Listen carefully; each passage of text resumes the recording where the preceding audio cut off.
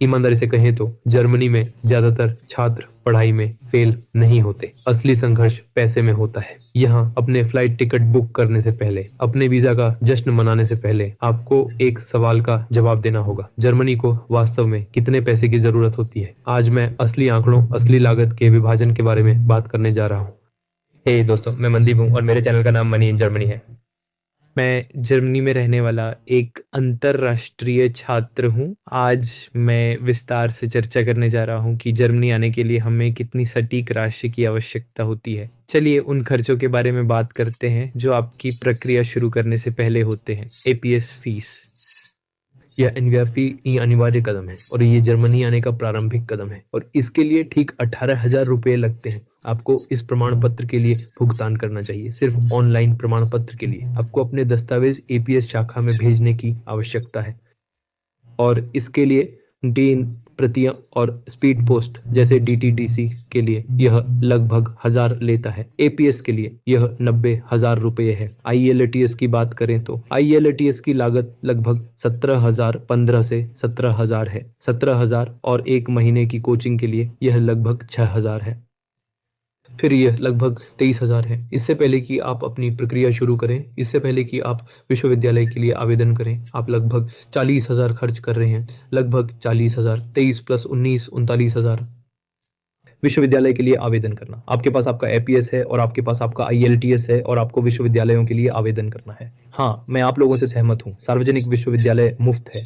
हाँ, लेकिन आपको उस सार्वजनिक विश्वविद्यालय के लिए आवेदन करना होगा। इसके लिए यह कुछ यूरो खर्च करता है। एक तृतीय पक्ष मध्यस्थ है जिसे यूनिअसिस्ट कहा जाता है। ये वास्तव में एक वेबसाइट है। मैं ये नहीं कहूँगा कि हर विश्वविद्यालय आपको केवल उस यूनिअसिस्ट से आवेदन करने के लिए कहता है ताकि आपकी प्रोफाइल स्वीकार की जा सके। कुछ विश्वविद्यालय ही अपने आवेदन पोर्टल से आवेदन स्वीकार करते हैं, लेकिन अभी ज्यादातर विश्वविद्यालय केवल यूनि असिस्ट से ही स्वीकार कर रहे हैं। पहली प्रारंभिक आवेदन के लिए यह 75 यूरो है और अगले आवेदन से यह केवल 30 यूरो है। आप अनगिनत आवेदन कर सकते हैं। दूसरे आवेदन से केवल 30 यूरो जब तक आपकी इच्छा हो। हम सोच रहे हैं कि हम 5 विश्वविद्यालयों के लिए आवेदन कर रहे हैं। 30 गुणा 4, ओह 120 प्लस 70, 75, 195 यूरो, लगभग 200 यूरो। ये प्रारंभिक चरण है। हाँ, ये प्रक्रिया है, लेकिन आपके हाथ में प्रवेश न होने के बावजूद आप पहले ही खर्च कर चुके हैं। आपको एक स्वीकृति पत्र, प्रमाण पत्र की आवश्यकता है। उसके लिए, केवल उसके लिए निजी विश्वविद्यालय आपसे 800 से 1,000 यूरो तक शुल्क लेते हैं। आरएन के लिए आवेदन करने के लिए भी उन्हें आपके स्वीकृति पत्र की आवश्यकता होती है। उसके लिए आपको भुगतान करना होगा। हमें वास्तव में भुगतान करना होगा और हमने अभी तक छुआ भी नहीं है। भाग 8, भाग 2, अवरुद्ध खाता और आरंट।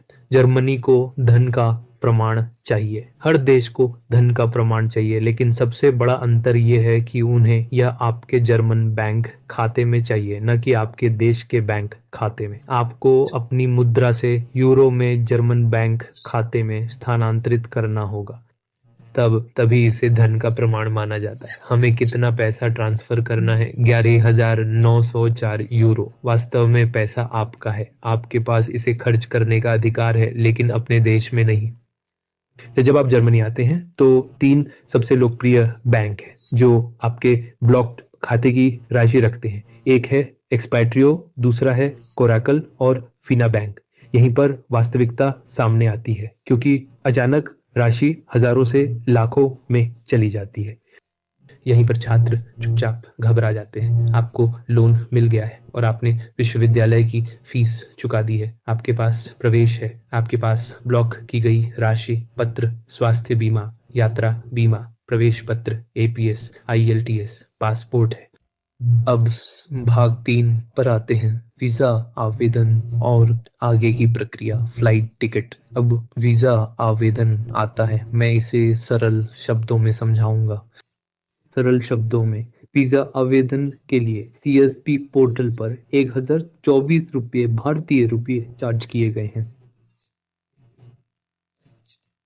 एक बार जब आपको वीएफएस में अपॉइंटमेंट मिल जाए तो आपको फिर से भुगतान करना होगा अपने वीज़ा के लिए, अपने बायोमेट्रिक्स और सब कुछ के लिए 7,000 से 12,000 तक। हाँ, 7,000 सामान्य लॉन्च के लिए है और 12,000 वीएफएस में प्रीमियम लॉन्च के लिए है।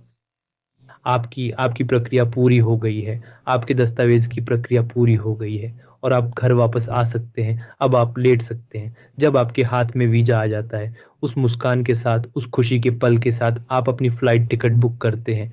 इसकी लागत लगभग 40 से 70 हजार होती है। खरीदारी के लिए लगभग 2 लाख, सब कुछ शामिल, सामान, बैग, सर्दियों के कपड़े, कुल मिलाकर केवल भाग 3 के लिए यह लगभग 2,63,000 है। तो अंत में सब कुछ खर्च करने के बाद आपकी जेब से सब कुछ आड़ लेकर या अपने ब्लॉक किए गए खाते के धन को दिखाकर सब कुछ आप जर्मनी में उतरते हैं। आप चारों ओर देखते हैं, सब कुछ बदल गया है। लोग, संस्कृति, जो भाषा वे बोलते हैं, आपका परिवेश, आपका खाना, सब कुछ बदल जाता है। उस समय, उस अवस्था में आप हवाई अड्डे से बाहर निकलेंगे और अपने कमरे में आएंगे। पहली चीज, मुझे पता है अगर आप यहाँ तक देख रहे हैं अब तक, तो आप असली लागत का विवरण जानने के लिए बहुत उत्सुक हैं। ये आपके लिए है। जर्मनी में पहला दिन।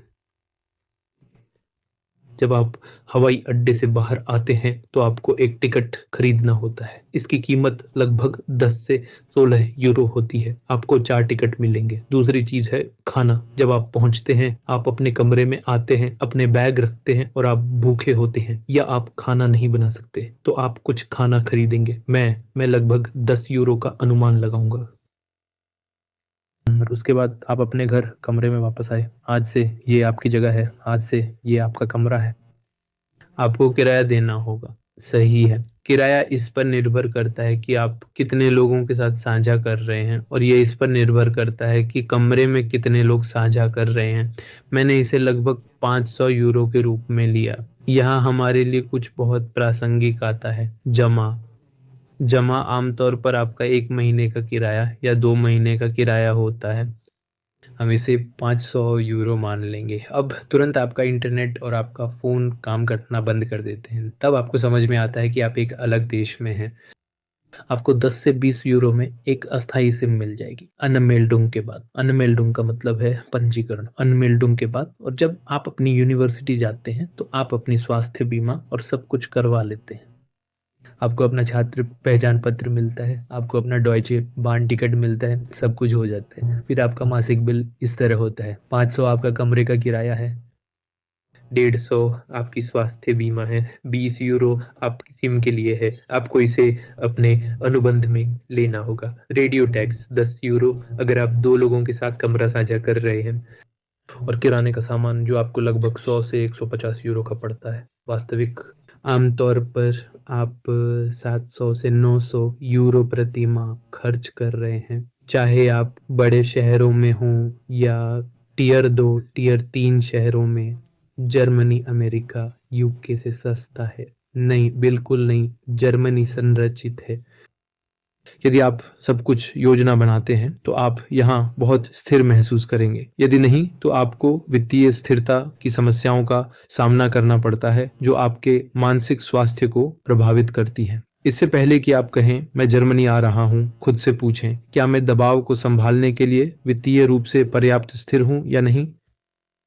क्या मैं आर्थिक रूप से तैयार हूँ या सिर्फ भावनात्मक रूप से उत्साहित? अगर ये वीडियो जानकारी पूर्ण है तो इसे लाइक करें, अपने दोस्तों के साथ साझा करें जो योजना बना रहे हैं या जो योजना बना सकते हैं या जो योजना बनाने के इच्छुक हैं या जो पहले से योजना बना चुके हैं या जो जर्मनी में हैं, ताकि वे उनसे पूछें क्या यह वास्तविक लागत है, क्या यह वास्तविक विवरण है। यदि आप ईमानदार और व्यावहारिक मार्गदर्शन चाहते हैं तो मेरे चैनल को सब्सक्राइब करें। अगले वीडियो में जल्द ही मिलते हैं।